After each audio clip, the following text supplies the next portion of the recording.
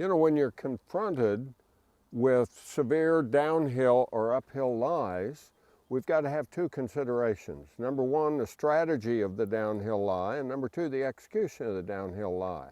Now, the strategy of the downhill lie is that if I just kind of almost mimic that downhill lie with a golf club, if I have something that's coming up on a fairly shallow angle off this downhill lie, you can see the flight of that ball is not even in the air.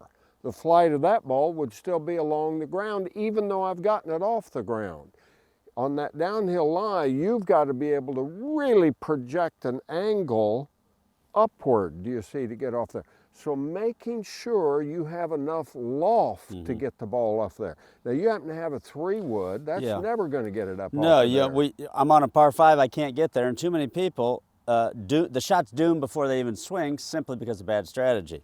And off this downhill lie, especially if you tend to be sweepy and not take divots with your irons, the last club you should be trying to hit is a 3-wood off a downhill lie. A 3-wood off a level lie is tough enough, but a downhill lie is certainly a no-no. When you all of a sudden have that downhill lie, which we've got a pretty good downslope right here, if I took a 6-iron, because it's going to take loft off, it's going to turn, it's going to strengthen that club. I've got a 4-iron here. Shoot, that's going to end up turning that into about a 2-iron. That's right.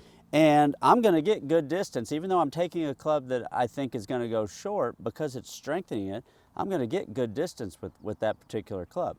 So you might even need a 6 or 7-iron instead of that 4-iron. That's right. This 4-iron might come out too low because I've got a pretty good downslope here, but too many people on the downslope are trying to lay back on their back foot or setting up in a reverse K would be the worst thing you could do, because that's going to have me running into the ground back here and either hit the ground, or by the time I get to the ball, I'm swinging up.